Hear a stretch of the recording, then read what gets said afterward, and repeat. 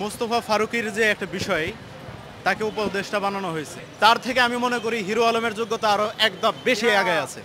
কারণ হিরো আলম মাঠে ছিল, সে এই গণ অভ্যুত্থানে তার একটা অংশ ছিল, সে যে কোনোভাবে হিরো আলম কিন্তু মাঠে নেমেছে। আর মুস্তফা ফারুকী তার বউ দিয়ে সিনেমা করাইছে, শেখ হাসিনার বাবার সিনেমা। সেই সিনেমা থেকে তার ওয়াইফ 1 টাকা পারিশ্রমিক নিছে, কারণ কোটি টাকার ফ্ল্যাট নিবে, প্লট নিবে, সেই আশাই করে। আর অন্যদিকে হিরো আলম বেশ কিছু নির্বাচন করছে, তার অভিজ্ঞতা আছে নির্বাচনের। আর এই মুস্তফা ফারুকীর অভিজ্ঞতা হলো শাহবাগের যে গণজাগরণ মঞ্চ তৈরি হয়েছিল, শেখ হাসিনা প্রতিষ্ঠিত করছিল, সেই গণজাগরণ মঞ্চে মানুষ যে বৃদ্ধি করার জন্য, জনসমর্থন বৃদ্ধি করার জন্য এই মুস্তফা ফারুকী কাজ করেছিল। তাই এই মুস্তফা ফারুকী যেভাবে আওয়ামী লীগের প্রেতাত্মা হিসেবে ঢুকেছে, সেটা এই অন্তর্বর্তীকালীন সরকারের জন্য হুমকি স্বরূপ। শুধু হুমকিই না, সে আওয়ামী লীগকে পুনরপ্রতিষ্ঠা করতে চায়। তার একটা প্রমাণ গণ অভ্যুত্থানের পর যখন বাংলাদেশের মানুষ দাবি করলো ইলিশ মাছ ভারতে পাঠানো যাবে না, কারণ ভারত এটার বিরোধিতা করেছে, আওয়ামী লীগের পক্ষপাতিত্ব করেছে, শেখ হাসিনার পক্ষপাতিত্ব করেছে, তখন মুস্তফা ফারুকী তার ফেসবুক স্ট্যাটাসের মাধ্যমে ভারতের সমর্থন করছে। আর ভারতে যখন ইলিশ মাছ পাঠাইছে, সে খুব আনন্দে উৎফুল্লিত হয়ে গেছে।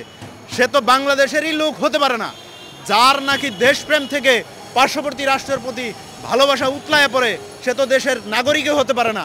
আর সেই ব্যক্তিকে মন্ত্রিসভায় বসানো, উপদেষ্টার চেয়ারে বসানো দেশের জন্য হুমকি স্বরূপ, এবং এই অন্তর্বর্তীকালীন সরকারের জন্য হুমকি স্বরূপ। এর সাথে আরও একটা বিষয় যুক্ত করতে চাই, এই মুস্তফা ফারুকী সেই ফারুকী 90-95% মুসলমানের অন্তরে কষ্ট দেওয়া, দুঃখ দেওয়া এই ব্যক্তি। যেমন আহমদ শফিক সাহেবকে তেতুল হুজুর বলেছিল, সে ইসলামের অনেক বিষয় নিয়ে বিষোদ্গার করেছে। সে গুটি কয়েকটি নাটক, সিনেমার লেখক হইতে পারে, সে 18 কোটি মানুষের হৃদয়ের স্পন্দন হতে পারে না। সে 18 কোটি মানুষের হৃদয়ে আঘাত এনেছে, শুধু আঘাতই আনে নাই, বরং ইসলামকে বিষোদ্গার করেছে। তার জন্য আইনানুগভাবে ব্যবস্থা গ্রহণ করা হতে পারে, কিন্তু তাকে মন্ত্রিসভায় বসানো হতে পারে না। তাকে যারা মন্ত্রিসভায় বসিয়েছে, অবিলম্বে তাদেরকেও তদন্ত করে বের করতে হবে। যদি তাদেরকেও তদন্ত করে না বের করা হয়, যেভাবে আমরা এই অন্তর্বর্তীকালীন সরকারকে ক্ষমতার মসনদে বসিয়েছি, ঠিক একইভাবে, একই কায়দায় তাদেরকেও টেনে হিসড়ে নামানো হবে। তাই সুতরাং মুস্তফা ফারুকীর মতো এরকম অপকর্মকারী যে সকল উপদেষ্টা ক্ষমতার মসনদে বসে আছে, সবাইকে সতর্ক বাণী শুনিয়ে রাখছি, তাদেরকে টেনে হিসড়ে নামানো হবে।